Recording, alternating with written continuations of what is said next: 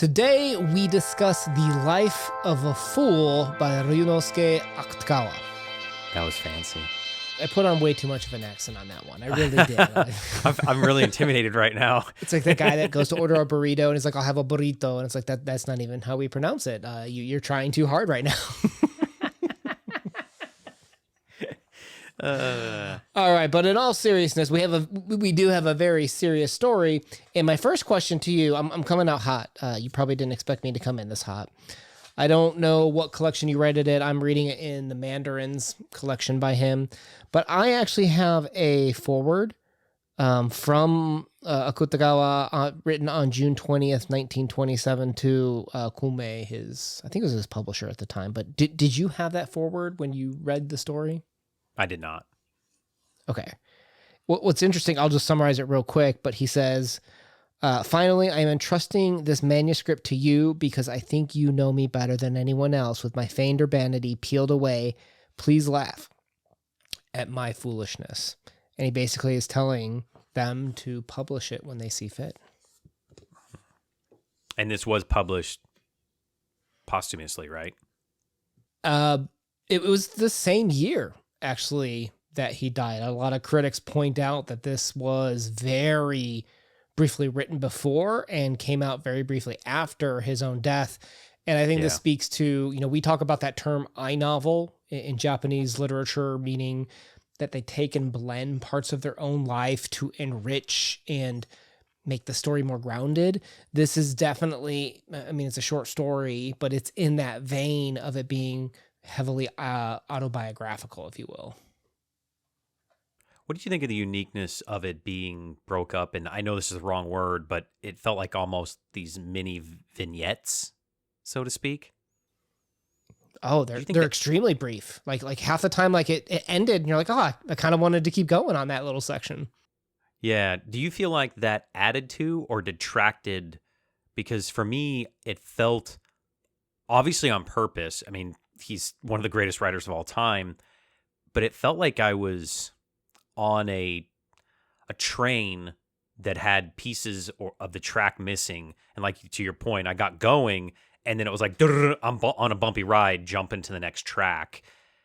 And it almost felt like I was in this very segmented state of reading, which was, I think, mimicking the state of maybe mental health. Is it kind of how I viewed it? That was my interpretation. No, I think I'm in the same boat where, if I'm being truly honest, I think at parts I was frustrated of either, like it was like one of the earlier parts where like all of a sudden they were like in an insane asylum. There was like the morgues. It's very jarring, some of the scenes that happen, and you kind of want to keep getting to know this narrator, the speaker, and I guess I personally just, maybe that's not a bad thing to want to know more, but like you can't help but experience there's a little bit of a letdown. But I think you nailed it on the head. Like stylistically, it's clearly done to represent that fragmented life. And you can see the way that he kind of juxtaposes joy and gruesome or painful or sorrow together, and even conflating the two where in societal terms, where like joy means this, but he would use gruesome elements and sneak them in a way that kind of conflated even like a fragmented view of reality, if you will. Yeah, it was kind of like this memoir of pieces that are important. I think a lot of us can relate to that, at least I did. I don't remember everything about my whole life. I remember the highlights and the lowlights, and then occasionally some mundane things. But I don't remember sitting in second period my sophomore year in high school, or even, driving. There are some things of your life that you don't. So it did feel like it was pulling out those pieces of memory that were more pertinent than others, and that I did appreciate that piece of it. So there's positive and negative, I think, to kind of depends on how you view it. Well, I have two things to say about there. One is I didn't do any word counts, but I don't know if this is my own reaction to material. Like maybe this is more about me or maybe this was real, but I felt like some of the happy parts were glossed over really quick. And there was more raw description and intent in the sorrow or painful parts of life is, I guess, how I took. I don't know if that's actually how it was written, but that's how I took it when I read it. How did you read that? I think I understand what you're saying. For me, it felt very lopsided. Obviously, there's a lot of heartbreak, tragedy, guilt. It's a heavy story. It felt like the beginning had some hope, and then it dropped about halfway through, maybe a little over halfway through, and definitely dropped into despair very quickly. Now, one thing that was interesting is I think he conflates despair and happiness at times. And like we were just talking about, there's a societal definition of it, but sometimes, we say be a gracious winner, right? Like I think this is something everyone can relate to. But you take a little bit of joy in the other person. Now, you take a little bit of joy, not necessarily in you winning, but in the other person losing. And we don't want to admit that, right? Like that's even something in Japanese culture. Like when they're like getting ready to compete, they say, "Let's do our best. We want to beat you at our best," but they really want to win, right? It's not about just the competition. It's about winning too. And I think I can kind of see that a little bit with the way that, even just like the way he talks about the lunatic daughter, there's a little bit of sensual pleasure in that. The way that he uses moonlight to describe his affair with that woman. And, she asks if he regrets anything. He's like, I regret nothing, right? Like there is regret, but there's also like this joy that he's getting too, I think. Well, I think most people would have regret, I should say. We would hope so anyway. I understand what you're saying is I know that at work, if someone gets an attaboy or a raise or something, or somebody else has something positive happen to them, you're happy for them. But I think it's human nature for me to feel a little bit jealous. That is a very common human emotion, I think, for a lot of us that we can relate to. Mm-hmm. One of the things that that really, at least I felt like I started to understand maybe Akutagawa's views a little bit better here, is it was so brief, but it really highlighted. He talked about like the Rousseau and Candide from Voltaire comparison of philosophers. Out of curiosity, did you pick up on that, or was that kind of one of those things that was like, unless you're into it, it's over your head? Yes and yes. For me, I knew that there was some philosopher element to it, and I knew you would probably mention it. And I thought, oh, is he going to go like Nietzsche or something of that? I knew you'd go somewhere there. For me, really what stood out is this felt so much like Dazai's No Longer Human, except it wasn't in a full novel form. It felt very partitioned, like we've already talked about. So here's my realization, and I want to take this forward with future Akutagawa readings too, is, and I hate that I agree with him on this, but like Rousseau had this like view that humans were kind of like good by nature. We were trapped. It's very Christian in some ways, trapped by sin, trapped by evilness, that we were good natured at core, or Tolstoyan, if you want to take it that way too, the innocence of the child, right? That's a gross exaggeration, but it's more akin to that. And if you ever read like Candide, it's this biting satire about, the over optimism that humans have, that we're actually just cruel and twisted, and we just play the mask of being polite in society. You got two very different views there. And I think you see Akutagawa probably aligning more with Voltaire in the terms of we're born evil and selfish, the way that, he doesn't regret the affair that he's having. And then like, it's like the next day, or at least it's the next section, I don't remember, he's at the hospital with his firstborn son being born. Like that was just shocking to me. And I guess as a reader, yes, I was passing judgment onto that situation, but based on my own values of how I expect someone to behave. And I think maybe that's some of my own naivete too, that I like to think that we could be more wholesome versus the wicked creatures that we tend to be born in my heart of hearts, I think. Oh, wow. Okay. You went there. That's fair. Hey, I mean, there's two philosophies to life, right? you did mention Tolstoy, and that was the other author that this slightly reminded me of, the death of Ivan Ilyich, where it was the opposite, 100% opposite. That's why it reminded me of this. Is it's mirror image, where Akutagawa finds no redemption, and Tolstoy's looking for that redemption, and Ivan Ilyich, ultimately finds it, in my opinion. So yeah, I mean, there's always two ways of looking at things, and this one is definitely I was talking to my wife about it, and there's a turning point in the story. I think it's 30, somewhere around there in the 30s, where he talks about that life is an illusion, and that felt like the downward slope for me. It obviously Akutagawa was putting it much more beautiful than I can, but to me, it spoke to this idea of almost like a midlife crisis, except for in a midlife crisis, there's hope to it. You can find salvation and find a new motivation for life, a new job, a new passion, a new hobby, a new something. And in this story, that doesn't happen. There's a roadblock. There is no looking forward. There's only dwelling on the past. And then it just crumbles into that despair. Mm-hmm. Well, I think it's like you said, like Akutagawa's 1,000 million times better writer than us, right? And I think it's even like in the subtle usage of moonlight. I don't 100% know if I understand exactly how moonlight is translated or used in traditional Japanese literature, but I'll tell you my view of it in this story. It's like the sunlight is typically birth, right? It's what gives a lot of life to plants and such. And it's what even allows the moonlight to exist, right? The moon is literally light bouncing off of the moon back, if I remember my science class correctly. And it's like this perversion of light, if you will, the reverse of light. And I think that's like a big takeaway I had with Akutagawa in this writing, is this perversion and false presentation that he has on life.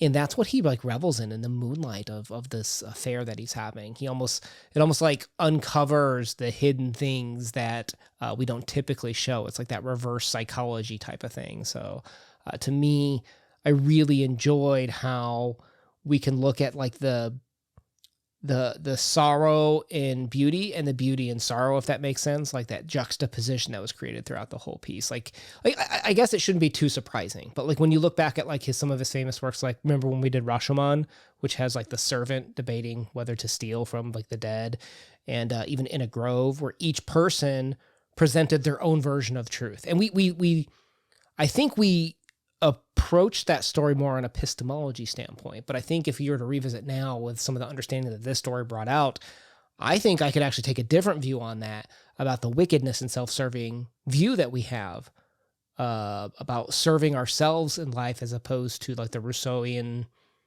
born good, Tolstoyan born good look at life.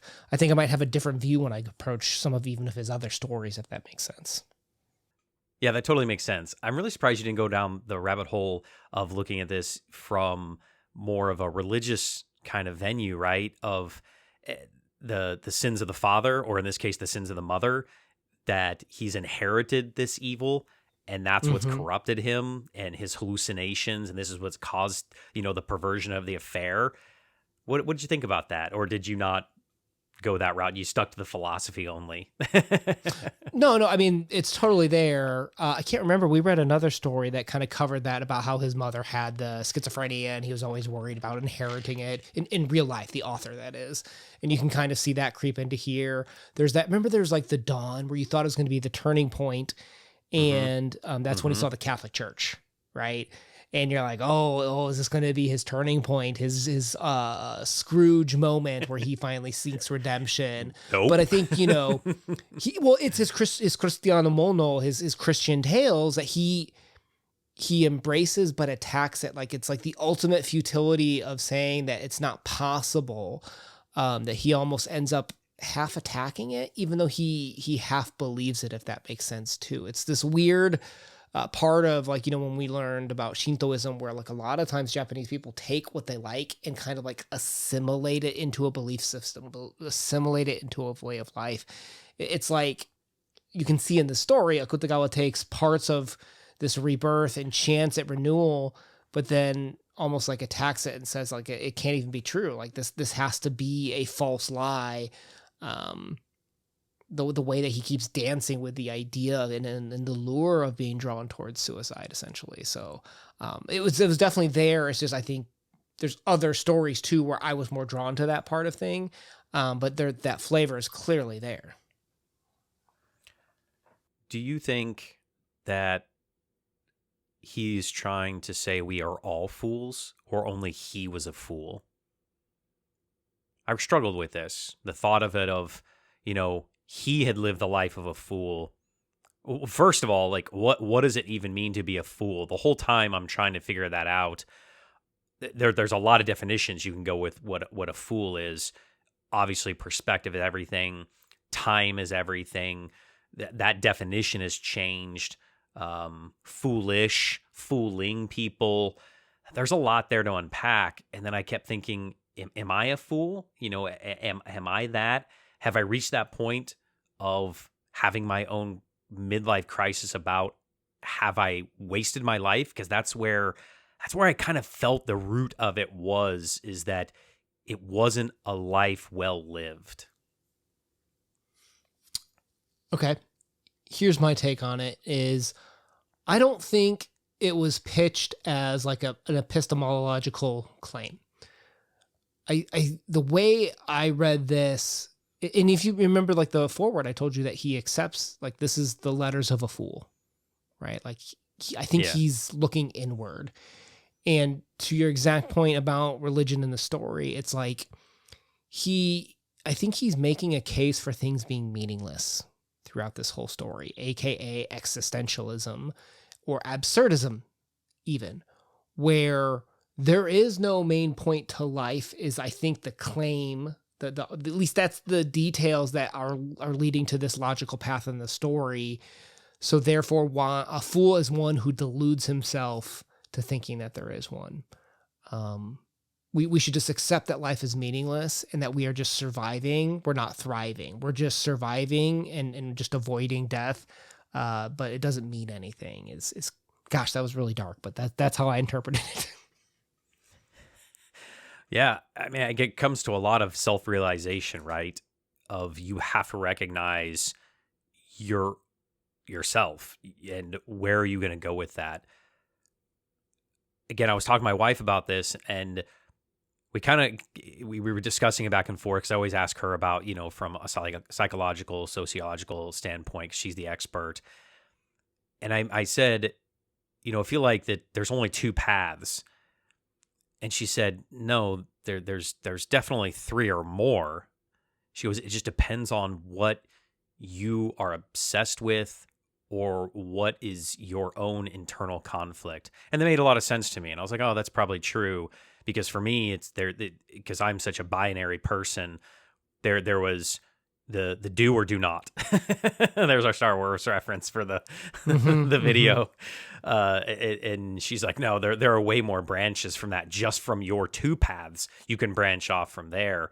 I was like, oh, that's so true, And then I think about, like, when does this take place for each individual? Does this happen in your youth? Does it happen at midlife, whatever that may be? Does it happen later in life? And what is the catalyst for all that as well? I think can be also a crucial part to understanding your own existence. Mm-hmm. So what do you guys think out there, our fellow viewers, at this point in time? Is it absurd if you know it's a lie, or is it just ignorance is bliss? There you go. I'm throwing Matrix quote in for you because I know that's your favorite movie. Let us know in the comments down below. What's the emoji of the video? If you enjoyed today's video but aren't sure what to add, what emoji should they put in the comments? R.I.P. A little tombstone. I don't know. Oh gosh, that got gruesome. We were gruesome on this story, but I guess that's what this story pulls out. Thank you for spending time with us today. A long Akutagawa playlist down below. We will continue to add to it. My name's been Una. Peace. Peace, you fools.